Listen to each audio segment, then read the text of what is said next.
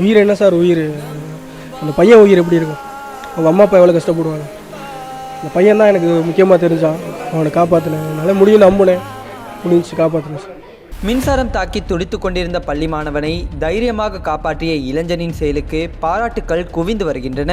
இந்த சம்பவத்தின் சிசிடிவி காட்சிகள் சமூக வலைதளங்களில் வெளியாகி பேசு பொருளாக மாறியுள்ளது.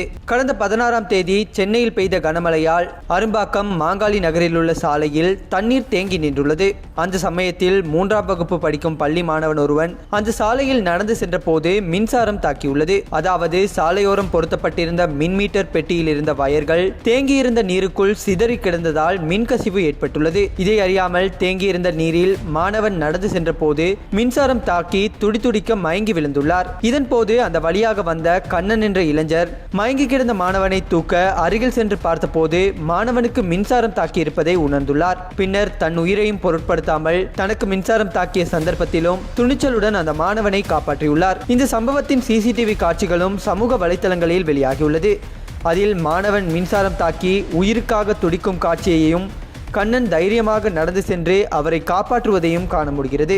சமூக வலைதளங்களில் இந்த வீடியோ வேகமாக பரவியதை அடுத்து இந்த இளைஞனின் செயலுக்கு பலரும் பாராட்டுக்களை தெரிவித்து வருகின்றனர். பாதிக்கப்பட்ட மாணவன் மருத்துவமனையில் அனுமதிக்கப்பட்டுள்ளதுடன் தற்போது நலமாக இருப்பதாக செய்திகள் தெரிவிக்கின்றன. த ஆக் நியூஸ் செய்திகளுக்காக நான் உங்கள் கவிகரன்.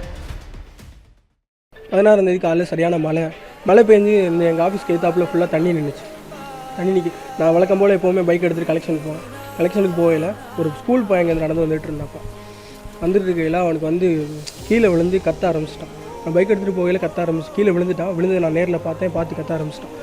பார்த்தோன்னே நான் அவன் கால் சுளுக்கி தான் கீழே விழுந்துட்டான் அப்படின்னு நினச்சிட்டு இருந்தேன். அதுக்கப்புறம் தான் தெரியுது அவன் கையெல்லாம் ஒரு மாதிரி படப்படன்னு கீழே போட்டு அடிக்கணும், அவனுக்கு கரண்ட் ஷாக் அடிச்சிருக்கு அப்படின்னு எனக்கு அப்போ தான் தெரிய வந்துச்சு. அக்கா பக்கத்தில் உள்ளவங்கெல்லாம் கூப்பிட்டு பார்த்தேன், யாருமே வரல. சரி நம்ம தான் போகணும்னு சொல்லிட்டு நானே போயிட்டு அவன் கையை தொட்டு பார்த்தேன், கரண்ட் ஷாக் வந்துச்சு. எனக்கு 2 தடவை கரண்ட் ஷாக் அடிச்சிச்சு.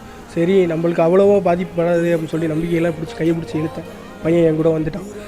அழைச்சிட்டு போயிட்டு அவனுக்கு முதலுதவி கொடுத்து நெஞ்சில் கை வச்சு அமுக்கி, மூச்சு திணறி வந்துச்சு ஃபஸ்ட்டு. அதுக்கப்புறம் நெஞ்சில் கை வச்சு அமுக்கி அவனுக்கு தண்ணி கொடுத்து அவன் காலெல்லாம் தேய்ச்சி விட்டதுக்கப்புறம் அவன் நார்மல் ஆகிட்டான்.